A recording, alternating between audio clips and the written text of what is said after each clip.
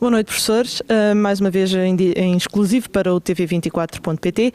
A primeira pergunta dos leitores esta semana, acho que é a pergunta do dia. O que é que pensa da vitória dos Homens da Luta ontem no Festival da Canção? Acha que isso é um sinal de mudança?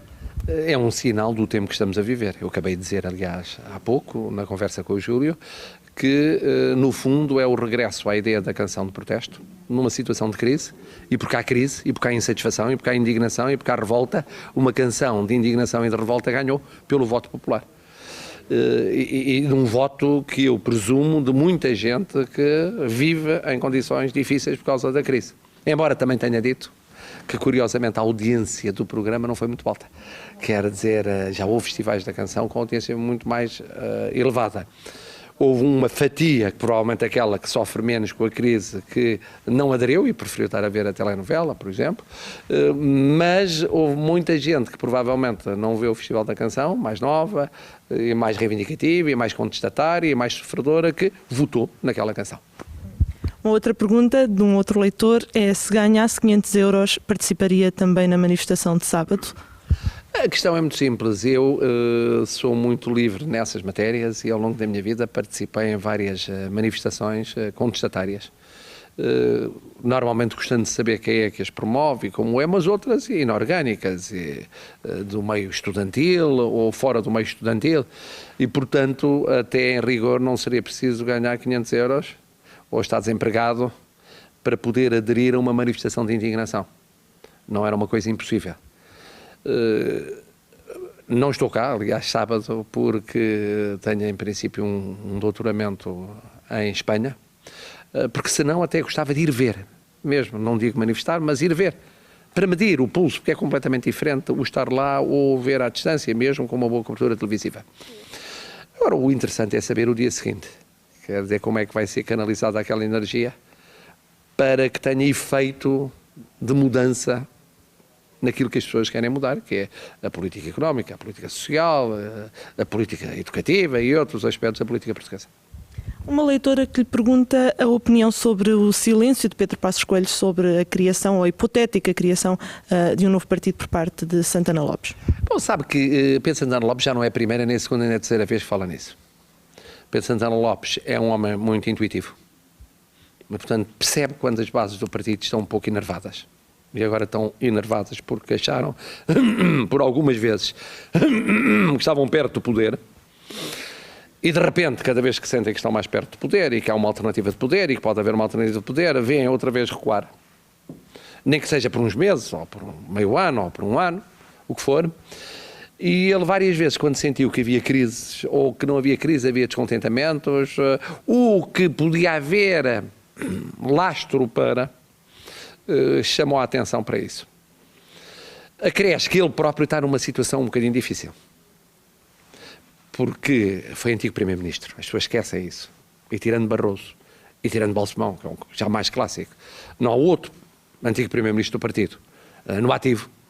Está em Lisboa um pouco entalado. Nesta semana, António Costa anunciou a sua recandidatura. Ele não está em condições de dizer recandidato-me.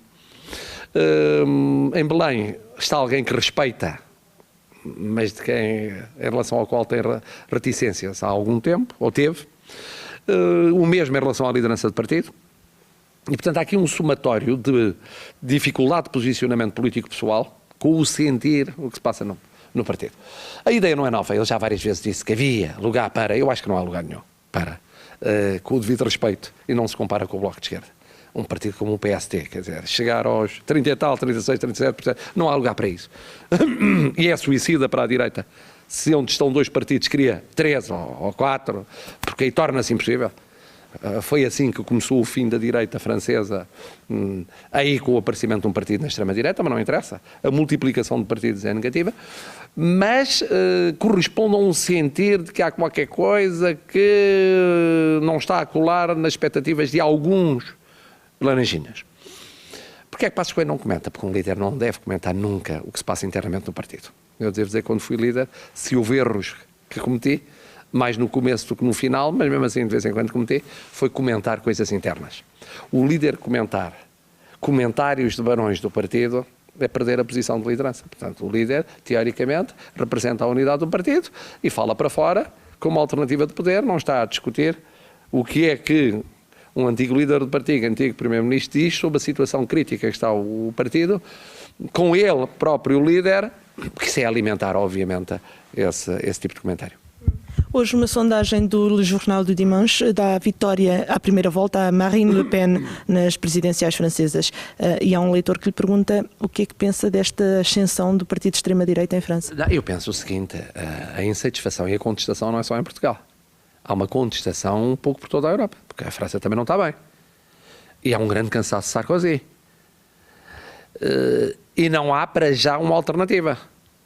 Porque a grande alternativa à esquerda, fortíssima, ainda não se apresentou, que é o diretor-geral do Fundo Monetário Internacional, Dominique Strauss-Kahn. Se Strauss-Kahn avançar, todas as sondagens dizem que ele ganha a Sarkozy. Não havendo um bom candidato à esquerda, tudo o resto não tem peso. Então fica só Sarkozy com um candidato à direita. E como esta jovem é nova, não está desgastada, pode acontecer, de repente, um cenário parecido, poderia acontecer se a esquerda não tivesse Strauss-Kahn, um cenário parecido com o que aconteceu com Chirac, que foi teve como adversário numa segunda volta um adversário à sua direita, de extrema-direita. Só que não era velho, estava gasto, não era novo. E ganhou com votos de esquerda. Quer dizer, a esquerda votou em Chirac para não ser um candidato de extrema-direita. Aqui ela tem outro apelo, tem outra linguagem, tem outro discurso, tem outro jogo de cintura. E, portanto, se as coisas continuam a ser como estão agora, até podia suceder isso, só falta um ano. Falta um candidato à esquerda. Sarkozy vai fazer o que puder e o que não puder para recuperar, em termos de populismo. Vamos ver se consegue recuperar. Professor, muito obrigada. Para a semana voltamos com o exclusivo. Exatamente.